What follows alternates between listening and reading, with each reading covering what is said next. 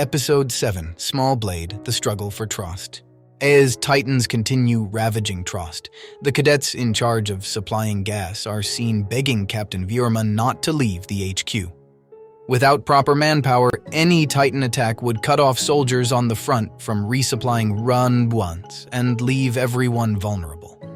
While Vuurman says that he must leave to oversee the organization of reinforcements, the cadets imply that he simply wishes to go to the safety beyond the inner gate.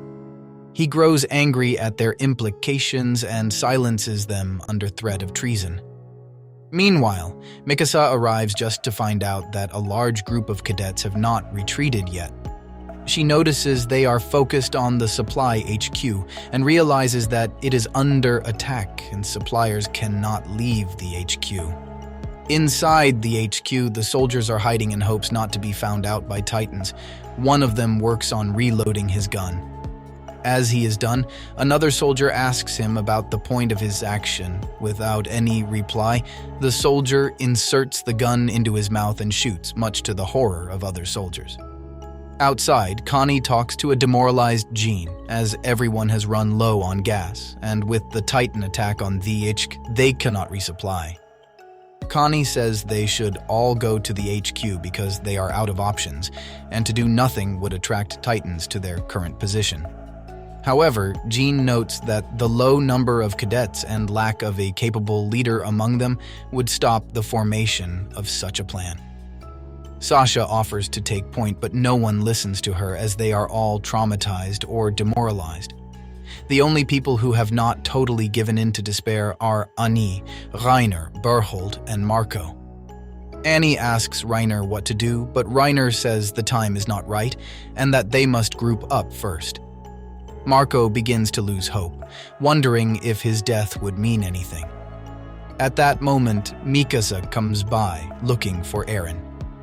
Annie directs her to Armin, who, upon hearing Mikasa, begins stressing about the fate that had befallen Eren. He lists the names of all who died in Squad 34 while crying. Seemingly emotionless herself, Mikasa tells him they cannot afford to be emotional now, and bringing Armin to his feet, goes to Marco to confirm that getting into the supply HQ will allow the cadets to escape. As she is preparing to head for the yacht, the rest of the cadets tell her that she cannot make it to the supply HQ. However, she brags that she is strong and can make it there without needing the others. She calls them cowards and belittles them for giving up so soon. When some try to complain and say she will die, Mikasa acknowledges the risk involved. However, she adds that if she wins, then she can live and leaves for the HQ. As everyone is in stunned silence, Jean is heartened and rallies everyone to follow Mikasa's lead, and the cadets leave with new determination. Mikasa kills all the Titans in the way, but Armin notices that she is using too much gas. He realizes she is suffering from losing Eren, and by fighting can relieve the pain. Armin's prediction turns out to be true, and as Mikasa crashes onto the street below, Armin and Connie leave to rescue her, with John becoming the next vanguard. Falling onto a market tent, Mikasa thinks about how she has lost her family again with Eren's death. As she ponders what to do, a Titan begins walking toward her. Meanwhile, Jean and the rest of the group are on a roof closer to the HQ as they survey the situation. Multiple Titans are blocking the path when they notice a cadet who has run out of gas, attracting the Titans. Some of his comrades try to help him, but they are brutally disembodied as well. Mikasa stows her blades away and reminisces about her time in the world. For all the ugliness in the world, she believes she had a good life, meeting Eren, and submits to her fate. As the Titan reaches down to pick her up, Mikasa suddenly cuts off its finger and evades its grasp. It continues to attack her, but she dodges all the blows instinctively and wonders what is keeping her from letting herself die.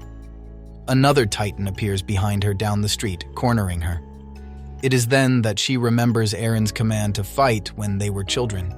She promises to never give up, saying if she dies, she will not remember him. She says that she will fight, raising her blades, and is about to strike when the Titan in the distance appears behind her and punches the other Titan in the jaw hard enough to destroy its mouth and thrust it several yards away. Dazed, Mikasa looks up and gasps. The Titan lets out a whiff, followed by a savage roar, and begins stomping the other Titan to death. The stunned Mikasa watches in awe, witnessing a Titan turning on its own kind. Armin, soaring through the air on his gear, spots Mikasa and grabs her, thrusting them both onto a rooftop.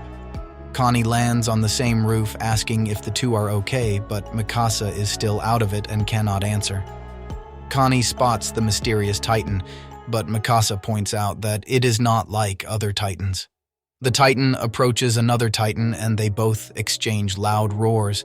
To the group's shock, the mysterious Titan raises its fists and prepares for combat. The other Titan bellows and charges, but the mysterious Titan throws a punch to the side at the Titan's neck, beheading it and sending the disembodied head careening into a bell tower. The force of the punch is shown to have peeled some of the flesh of the Titan's fingers that it easily heals before continuing on its rampage. Armin points out its lack of interest in them, and Mikasa makes note of its combat abilities. Focusing back onto the problem at hand, Armin trades his nearly full gas canister with Mikasa's and gives her his complement of blades. She realizes that in her own remorse at learning of Eren's death, she endangered the lives of the other cadets by having them follow her. Moreover, she gave up on life when they were counting on her. As Armin is about to leave himself behind with a single broken blade to commit suicide with, Mikasa takes the small blade and flings it off the roof, promising Armin that he will not be left behind. Mikasa then recalls the moment of the mysterious Titan's appearance and states that even though she was initially confused, the sight of the Titan felt like the manifestation of mankind's anger. Next episode, Hearing the Heartbeat, the Battle for Trust.